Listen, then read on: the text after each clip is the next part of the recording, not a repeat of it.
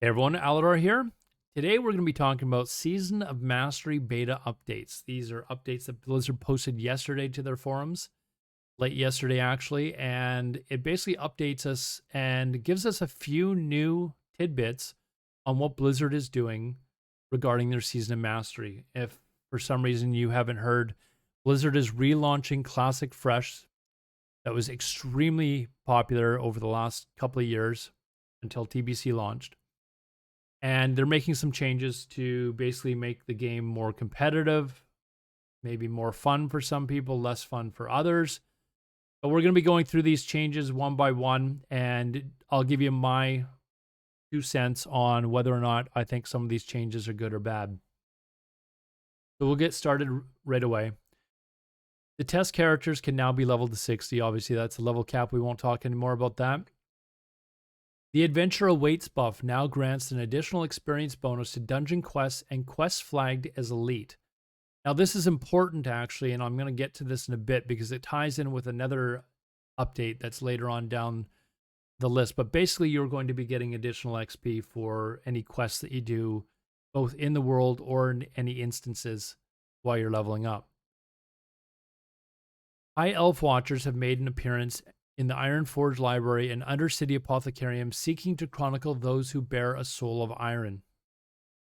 So a soul of iron, it doesn't say anything specifically here, but this is probably to do with the hardcore community. If you're unfamiliar with the hardcore community, I suggest you maybe do some research into it. It's basically a community of players, a really large community of players, actually. They're fantastic. But they're leveling to level 60 without dying. That's their goal. But they're doing an event called the Road to Ragnaros, which is extremely impressive that they're even going to attempt this.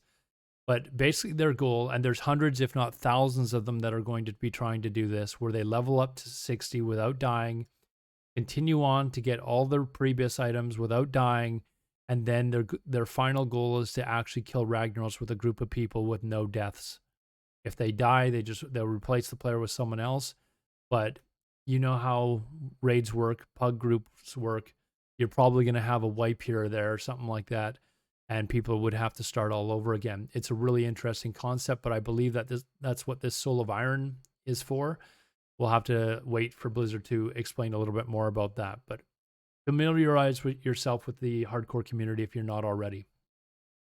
World buffs such as Rallying Cry of the Dragonslayer, Warchief's Blessing, and many others will now be removed inside of raid instances. Now, this is obviously the world buffs that a lot of players were going to go and get in order to make raiding a lot easier. I have in the past talked with Blizzard developers, or one Blizzard developer who designed some of these world buffs, and he had mentioned that it was never their intention for these world buffs to actually be used in raiding to begin with. It was meant to be used as a leveling tool, particularly in Felwood, and they never even thought at the time that Blizzard or that players would then go and use them in raids. Now, looking back at that, that's almost laughable. That how would you not take that into consideration? Keep in mind, this is one of the first successful MMOs. There's a lot of things that they were learning at the time as well. So I can see how they maybe would have missed that, but they're now removing these from raids. This point has people split down the middle on whether they like this or not. Some people are dead against it, and other people are really like the fact that raids are going to be a lot more difficult. I've talked about this for many months on my stream in other videos that you may have watched, where I've talked about how I would like to see raids more difficult, raid bosses hit harder, have more health, etc., etc. And then if you were to lose your world buffs, it would be even that much more punishing. Now, Blizzard has gone the extra step and just completely removed the world buffs, so it's going to be that much more difficult right from the very beginning of the instance. All right, we'll move on. The debuff limit on enemy units is no longer capped at 16, so this means that all those classes that were not able to use certain abilities, such as warlocks or what have you, are now going to be able to do as much damage as they possibly can. They're not just going to be spamming Shadow Bolt, basically. This will make the boss fights a little bit easier, which is one of the reasons why boss's health is going to be significantly increased as well. So it's going to make it more difficult to offset this. Next point, significantly less experience is now awarded to players who kill a creature while in a group with one or more players who are at a much higher level than the creature that was slain. Now, this is something that I've mentioned in many videos and on stream relentlessly. I'm sure my viewers get tired of me going on about this, but I've been a strong proponent that they should outright eliminate all XP from all mobs inside any instances while you're leveling up, and take that eliminated XP and add it to quests that you would normally do in those dungeons. So if, for example, you have, let's say you've got 6 quests for Wailing Caverns or something like that, just take all that XP from all the mobs inside the instance and divide it evenly amongst the 6 quest XP, so you're not going to miss out on the XP on the mobs if you complete the entire instance. That was basically my idea, but what they're doing here is similar, but there's significantly less experience is now awarded to players who kill a creature while in a group with one or more players who are at a much higher level than the creature that was slain. So if you have a mage just boosting people, a level 60 mage, boosting people through RFC or wherever, you're going to see that you're going to be getting very little XP, if any at all. So it's going to make people, along with the fact that you're going to be getting a lot more XP for quest XP, kind of side with going with quest XP and actually having to do the work rather than just sitting in a dungeon AFK while they're watching TV or something.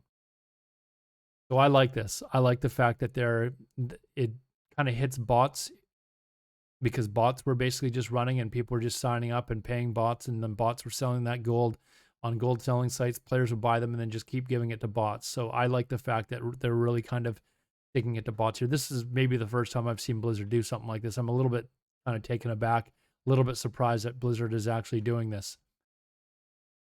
Next step, the next point, the looking for group tool from Burning Crusade Classic is now present in the Season of Mastery. I'm sure just as many people will use this in Vanilla or Season of Mastery as they were in Burning Crusade Classic, which is to say none. Next point, adjustments have been made to some dungeon enemies. So all of these ones that they're pointing out here, the Strathholm changes, Mordon, and Zul'Farrak, that is strictly against mage boosting specifically. All undead creatures in Strathholm will now gain immunity to snares 30 seconds after entering combat, so mages are not going to be able to keep them permanently snared. Mordon, same thing. Many creatures Mordon will gain immunity to snares 30 seconds after entering combat and gain immunity to roots after an additional 30 seconds of combat. Same thing with Mordon again, 30 seconds after gaining immunity to roots, enemies gain 50% increased movement speed. So it's going to make it really, really basically impossible for mages to, jump back and forth and kill these mobs. And it's going to really, really affect mage boosting specifically in these dungeons. So I know a lot of mages are very disappointed with this, but keep in mind, for all of you players out there that are disappointed with this, I play a mage as well. I know a lot of other people play mages. Some of those mages are extremely upset that they're basically nerfing this. If this stuff had been happening back in original classic vanilla, back in 2004, 2005, you know that Blizzard would have nerfed this then. There was nobody, or maybe just a very, very few people that were ever doing this. I certainly never heard of it, so I don't want to say that it was never happening, but it was not rampant. If it was as rampant then as it was now, Blizzard would have nerfed the hell out of this. So take that for what it is. Blizzard would have nerfed this at the time if you guys were able to have figured this out back then. So it is what it is. Adjustments have been made to enemies in Onyxia's Lair and Molten Core. All creatures have had their health increased. Several mechanics that were removed in early versions of World of Warcraft have been restored to certain bosses in both raids. So this is, again, to make the boss fights a little bit more challenging and, make it, some people, more exciting. What this is also going to do is, because the boss fights are going to be taking that much longer, any classes that were kind of a meme spec. So I'm talking about maybe boomkins to a certain extent, also though some people might still take one. Elemental shamans, that sort of thing. They're even going to be more of a meme spec. Like there's no way people are going to be open to the idea of even taking a one elemental shaman or something, because they're just simply not going to be able to make it past, to the end of the fight. And the final note, developers notes, the adjustment to XP while in an overpowered group, along with the gameplay tweaks in Stratham and Mordon, are the first round of changes meant to curtail boosting or power leveling of low-level characters in Season of Mastery. These changes should be largely invisible to groups who complete the content at an appropriate level with an appropriate group composition, while making many methods of kiting, gathering, and killing large groups of enemies much more precarious and inefficient. Please note that in Stratham and Mordon, the auras that grant immunity to slows and roots can also be reset if a creature is afflicted by a hard CC such as a polymorph or shackle undead. So they're definitely wanting to make sure that if mages bring in other classes to help them CC, they're gonna nerf that as well. So that's good to see, in my opinion. I really don't like the idea of mage boosting. Again, they would have nerfed this back in vanilla. It kind of goes against the whole, how they were wanting players to play the game, and it will push people out into the world. One of the points that I do want to point out here, and I was just kind of noticing this as I was reading this, these changes should be largely invisible to groups who complete the content at an appropriate level with an appropriate group composition. This part here with an appropriate group composition is interesting, because if you remember at the beginning of Classic World of Warcraft, when they launched, a lot of people got into these dungeon farming groups. Many people in my guild were as well. They wanted to get to 60 and, get server first or world first rag kill. And they were discovering that you could just blast through these instances over and over and over again and get a ton of XP. Now, what they eventually learned was a lot of these groups didn't even need certain specs that were considered standard in these groups. I was running in groups or I saw lots of people in the guild or people on the server who were running Scarlet Monastery without a tank. They would go in with, say, 2 mages, 2 warlocks, and a priest, or some sort of a healer or a shaman, and just basically blast everything down, just AoE everything down. They weren't even using tanks.